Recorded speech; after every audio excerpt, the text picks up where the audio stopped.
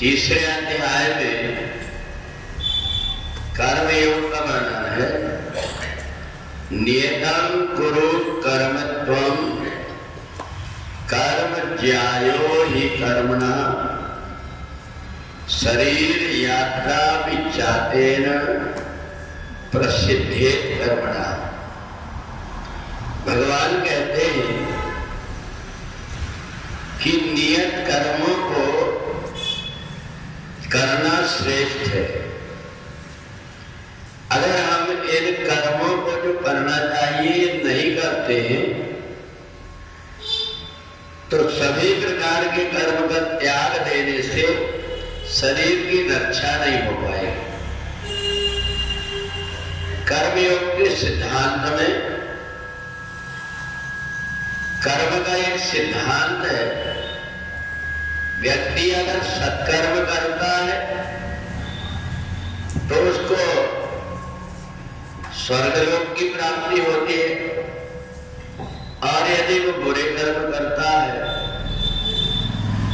तो बुरे कर्म करता है तो उसको नरक आदि लोगों को जाना पड़ता है।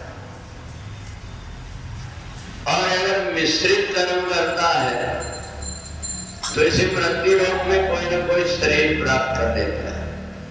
तो इसलिए हमें जो भी हम कर्म करते हैं, शरीर के निर्वाह के लिए जितने प्रकार के कार्य हैं उनको अवश्य करना चाहिए। जैसे संध्या पूजन है, परोपकार करना, दया करना, दूसरों की सहायता करना, दीन दुखियों को न सताना, ये जो नियत कर्म है, ये नियत कर्म करने से हमको पुण्य की प्राप्ति होती है। और जो कुछ भी हम नियत कर्म करते हैं, इन नियत कर्मों से हमारे शरीर की रक्षा भी होती है। अगर हम नित्य कर्म करते हैं, हमारी हम आदत बना देते हैं कि हम प्रातः काल में ये नित्य कर्म करेंगे, सत्संग में जाएंगे, हम भगवान की सेवा करेंगे, इस प्रकार का अपना कर्म बना लिए तो हमारी आदत भी बन जाती है और शरीर की उस प्रकार के करने का अभ्यास भी बना रहता है।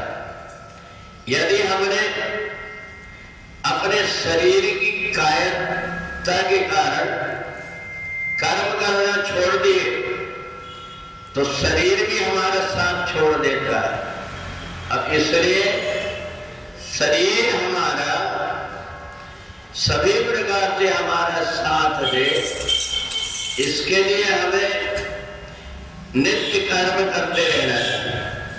और इसलिए जो व्यक्ति कर्म के सिद्धांत को लेकर चलता है कि मेरा शरीर का निर्वाह बिना कर्म किए नहीं होगा, मैं आलस्य में आकर दूसरे पर निर्भर हो जाऊंगा तो बाद में मेरे को पछताना पड़ेगा।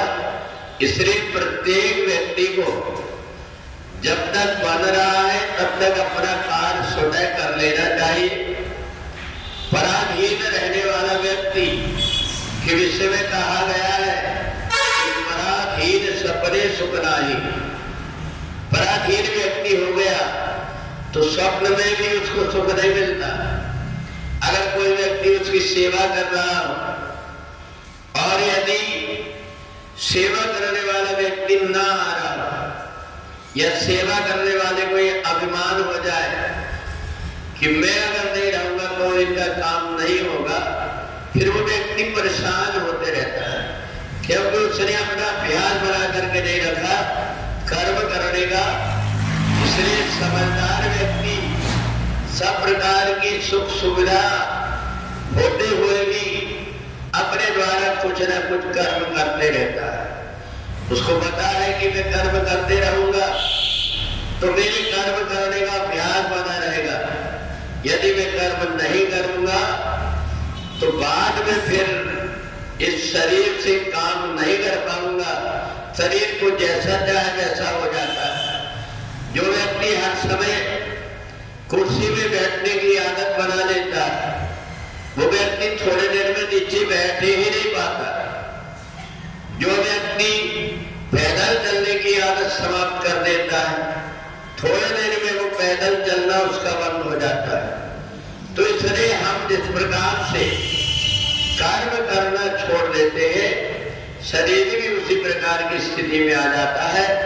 इसलिए प्रत्येक व्यक्ति को अपने जीवन में जितनी सामर्थ्य है उतना कर्म करते रहता है, तो उसको कर्म का अभ्यास रहता है और वो पाप कर्म से बच करके अपने जीवन में सुख और समृद्धि को भी प्राप्त कर लेता है। बोले वृंदावन बिहारी लाल की।